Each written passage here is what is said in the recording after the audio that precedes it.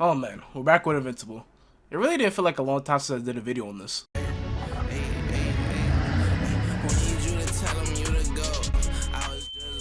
I actually forget it, that was 9 months ago. Holy shit. I know I hopped on the bandwagon late, but it didn't feel like it was like 9 months ago. That's kind of crazy.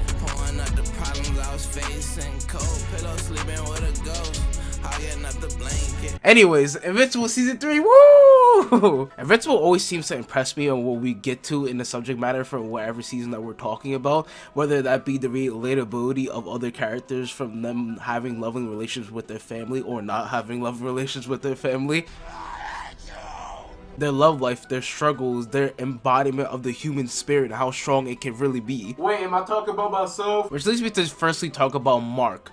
My goodness, does this kid go through it all? And that's what really makes a superhero kind of great and kind of amazing, when we do see them have so much relatability to the IRL world. That's why people love so much of Spider-Man and even Batman to extent, and some characteristics of other people like Superman or even Hulk. But with Mark, his struggles are beating him down, and you can see it literally in his face. It looks like he's aging by 10 to 20 years.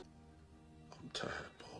With going over his problems, some but not limited to: one, taking care of his brother, but not only being his big brother, but kind of being his dad at the same time, because he doesn't really have that strong fatherly figure in his life. Then his mother, which is kind of just going through it, but she's living. She's still trying to be herself. She's still trying to live her life after what Nolan did to her, and just basically left a baby at her doorstep after cheating on her and destroying the trust of humanity itself. Then there's also him just abandoning his normal life that he didn't want to live out, and accepting his heroic role in his heroic new lifestyle, even though that's a struggle in itself. And lastly, for recent events, just learning who he can trust and learning who's like really necessarily in his corner. With some people minding to just use him as a weapon and nothing else and nothing more, no matter how many times you have to deceive him and lie to him to get what he wants. But at least he has a red-haired woman in his corner that's looking out for him. No, not that cuck. But it's gonna be really interesting to see if his spirit is going to be very, very strong throughout what he's going through and what he will be going through. To anyone that has also read a little bit of it,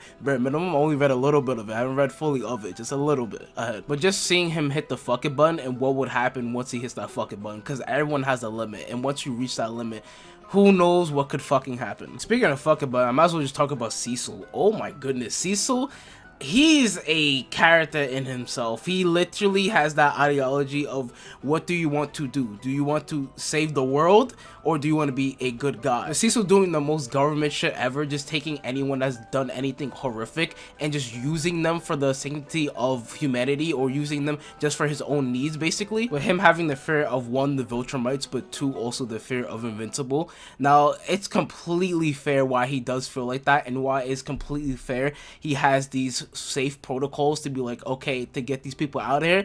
But to be honest, one, that shit is not gonna really work on Invincible, especially if he keeps getting stronger and stronger, and it's definitely not gonna work on the fucking Viltrumites whatsoever. That is not going to happen at all. And I can completely understand his perspective. I actually agree with it to a certain extent, but the only thing I would say is just to be upfront with it. I wouldn't try to deceive people like Mark, or try to lie to them and be like, oh yeah, for sure, I don't view you as your father. I don't think you're gonna be like your dad and just kill anyone, or I don't think that you're gonna like betray the whole human race, or I'm gonna treat you really good, but in all reality I have ulterior motives, or I'm taking people that have hurt your friends and just not telling you whatsoever. I think it hurts a lot more, and it has a lot more of an impact when you literally lie and deceive someone and do something even worse on top of that, even when you try to do it for the greater good. It's also extremely delusional for Cecil to actually think that Mark would understand, especially from all the shit I said prior of him going through all of those things, and also just being a teenager. He's probably still 18, 19. He just started going to college. Shit is still going out of whack in his life, and it's not going good whatsoever. But that information news is something he's not trying to hear. And going back earlier to what I said with Cecil about being deceptive and lying and just being upfront with it, if he's upfront with it, at least I know what you are and I can move accordingly. And this road Cecil took almost made him lose his life multiple times, and to be honest, that would be horrific for humanity itself. We need a person like Cecil in that chair and kind of the boss to make those type of decisions. And I did love the backstory and the back and forth when it came to Cecil, and as well as with Mark, because it was just like showing you how he has this mindset of me being the protector of humanity no matter what, and they both stand on their ideologies. No one even moves a fucking inch no matter what, if their life is in danger or not. It's like, I believe in what I believe in, you believe in what you believe in, and we just got to go separate ways at this point. Like half the members of the Guardians of the Globe, once they found out who he truly was, they're like, no, we're just expendable, we're like a knife, we're like a gun. We don't want to be here, we're in a place like we can feel like we can just die any minute and just be nothingness. We'd rather be on our own and then have our own team and be okay with that. But Cecil kind of destroying that trust. That trust is completely gone. If he can do that to Mark, then what can he do to me? But getting off that topic and going to one of the last ones I really wanted to talk about is fucking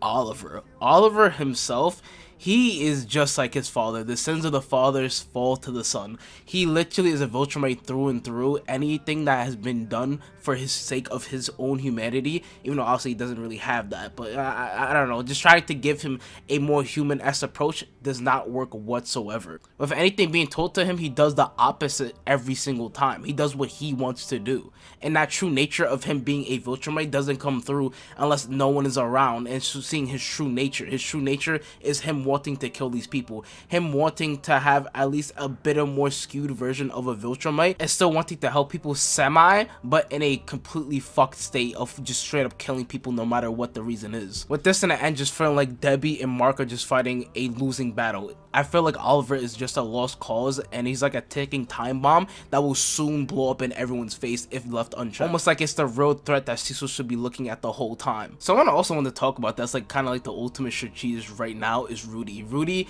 wanted to leave the Guardians of the Globe not only just because his girlfriend wanted to leave, but him having the understanding of Mark Grayson being the strongest hero on the earth, point blank period, and he might be needed for his personal gain and use in the future.